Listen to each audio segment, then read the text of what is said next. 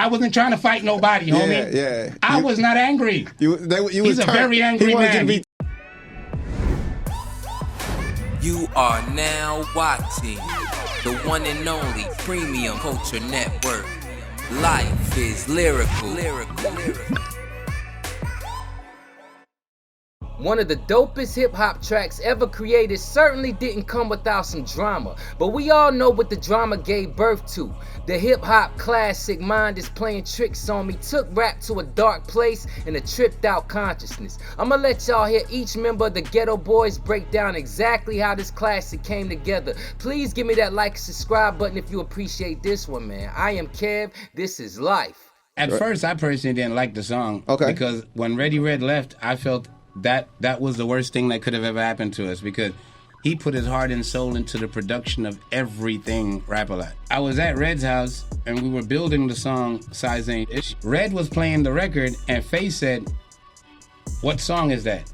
Okay. And Red was like, "Oh, that's Isaac Hayes." And he said, "From where?" Because Ready Red had every movie soundtrack album. Okay. He's like Three Tough Guys. And then Face was like, "What's the name of the song?" He's like, "Hung Up on My Baby." Then Face actually looked over at the turntable and seen what it was. He's like, "I like that. I want to do something with that." And Red was like, "Cool." Nice.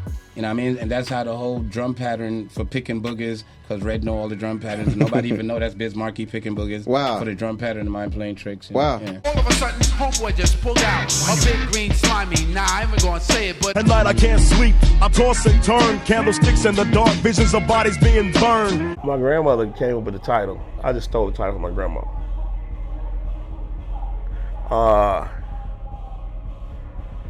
Paranoia, a lot of weed smoking, like getting super high, like really getting high, like mushrooms and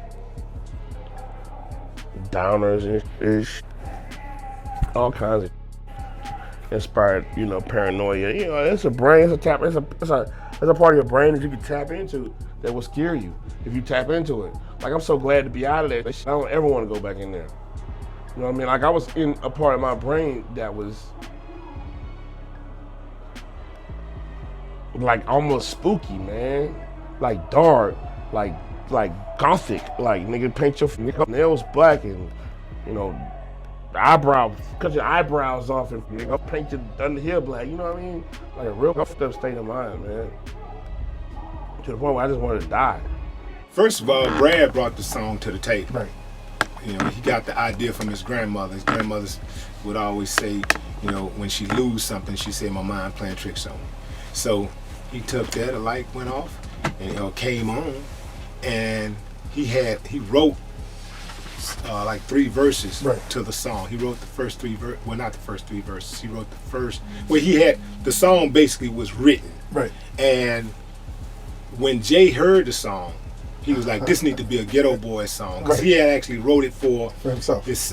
Right. And Jay was like, "This needs to be a Ghetto Boy song, and let's put Willie D on here." Right. So I went in the studio and I wrote my verse to the song. So he ended up with the first verse. That's why he ended up with 2 verses. Right. Because he rapped the first verse, I came in, then he came in on the second one, and he gave Bill the last one, the third, the fourth verse. Yeah. When Face originally wrote the song, he had 3 verses. On the verse that I rapped, he said, "This year Halloween fell on the weekend. Me and Willie D are trick-or-treating." Wow. I wasn't even mentioning the song. Wow. At all. How did the original version? Yeah. No, the original version when it came out, I never mentioned it at all. Because it was just, him and Will, when we went on the road, me and Ready Red shared a room because we DJs and we talk New York. Face and Will, they're writers and concept dudes. They had their own room together. Wow. So me and Will was the closest, Face and Will was the closest. See what I'm saying? So when he wrote the song, he never thought of Red or me or anybody else. He thought of Willie D. Yeah. So when I started rapping it, first of all, Willie D wanted me to do this. "This here Halloween for on the weekend. You didn't get a boy trick-or-treating. Robbing little kids for bags. Two women got behind no rent." Yeah. Okay. And I was like, Beto, I'm telling you now, Beto, I'm going to do it his way, Beto. I'm going to do it his way. But the minute Jay get here, I want you to play my other version. Okay. This year Halloween for on, like my swag. Yeah. I wasn't trying to fight nobody, homie. Yeah. I was not angry. He's a very angry man. He needs constant therapy and treatment, yo. Yeah. The man wanted me to yell. Yeah. This Halloween on the weekend. And believe it or not, there's a version like that. Ask Jay to play it for you. You think I'm lying? Yeah, there's a version like that. We gotta find that. No, Jay got it in the vault. Trust me. Wow. This shit Halloween for on the weekend. Me and little boy trick or treating. Robbing little kids for bags.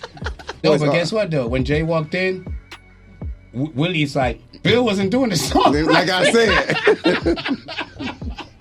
He's like, Jay, man, Bill not cooperating. He's not doing it like I said. He's not doing the song right, man. I mean, he ain't so right. what Jay said when he heard your version? No, this is what Jay did. Jay's like, Bill, let me talk to you.